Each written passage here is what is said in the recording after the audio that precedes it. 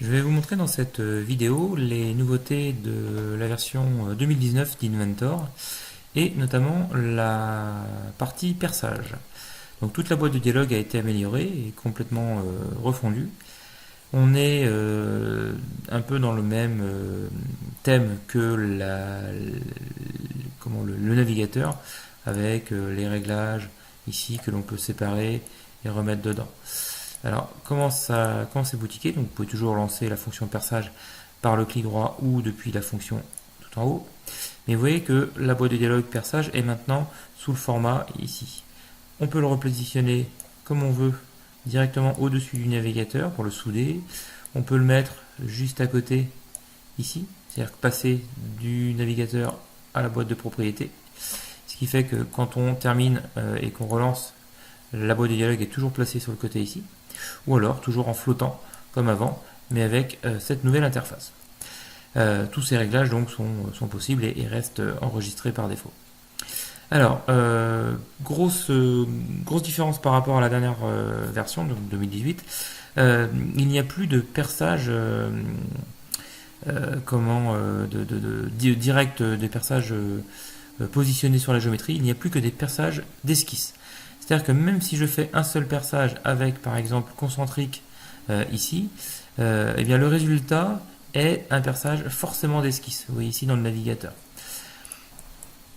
Ensuite, je vais supprimer ce perçage.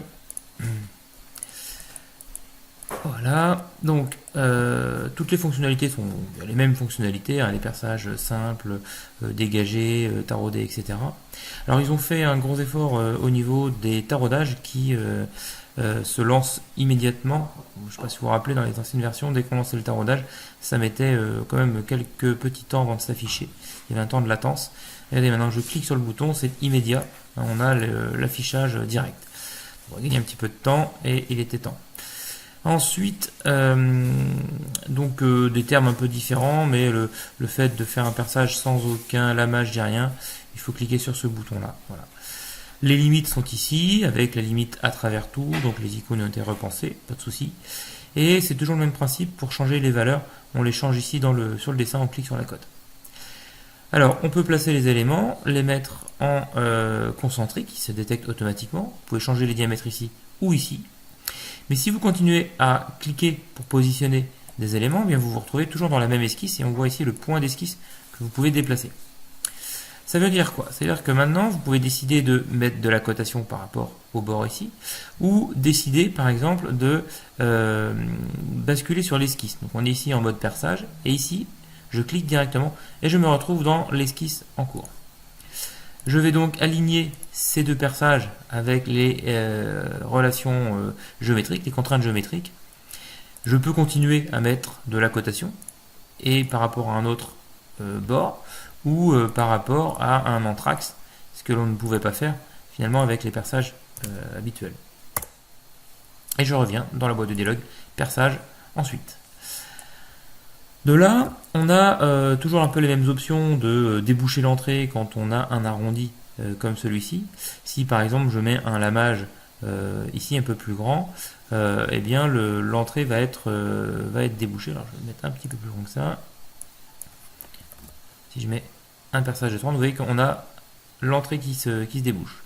Toujours pareil, si je prends le perçage dégagé, je peux le mettre en profondeur 0. Ça ne change pas par rapport à la 2018 et de manière à faire un perçage, je vais le remontrer ici également, en dégageant le bord. Alors, plutôt que de rappeler à chaque fois des valeurs, de les retaper et de les ressaisir, ce que vous allez faire, c'est qu'à un moment donné, vous tapez vos favoris au niveau dimension et au niveau option de déboucher l'entrée, de diamètre, de lamage, etc.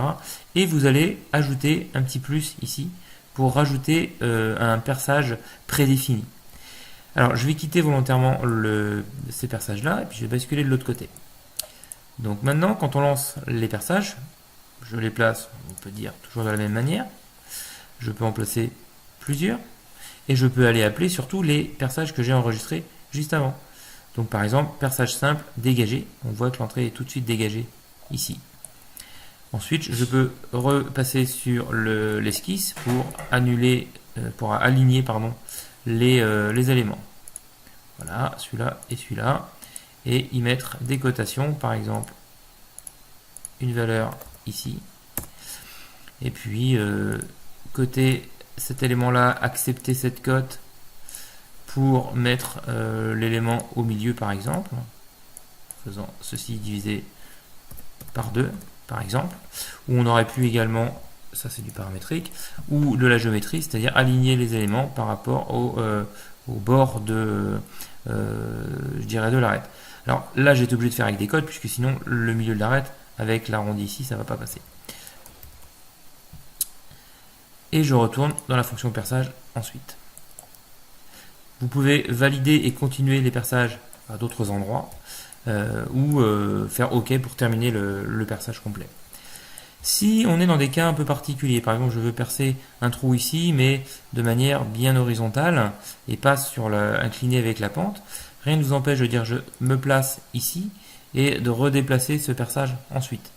Vous êtes toujours en mode à travers tout, et vous pouvez directement coter le perçage d'ici, mais dès lors que vous avez des alignements géométriques à faire, vous êtes obligé de basculer dans l'esquisse ici pour, par exemple, encore une fois, centrer ce perçage-là sur ce point milieu, par exemple, ou un point milieu là-haut. Voilà. Et donc, on va faire OK. Alors, cet enregistrement de perçage, comment il se fait? Vous choisissez donc le type de perçage qui vous intéresse, par exemple ISO, voilà, un perçage de 8, etc., à travers tout, et je fais un petit plus ici, et je lui donne un nom. Taraudé, dégagé, M8, voilà par exemple, et je valide. Et je vais retrouver ici mes fonctionnalités. Donc, quand je vais dérouler mes favoris, je vais avoir tous mes derniers perçages. Donc, quand vous êtes sur une conception, c'est toujours un peu les mêmes perçages qui reviennent, donc c'est quand même intéressant. Si vous avez configuré des perçages que vous ne voulez plus voir là-dedans, rien ne vous empêche de... Donc vous allez dessus, vous allez sur le petit pignon ici pour les réglages et vous pouvez faire supprimer ou renommer l'élément. D'accord? Et le perçage que je viens de créer vient de disparaître à nouveau. L'aperçu des perçages est activé ici, sinon vous pouvez le désactiver. Et puis j'ai fait à peu près le tour au niveau fonctionnalité. Voilà, donc merci d'avoir suivi cette petite vidéo.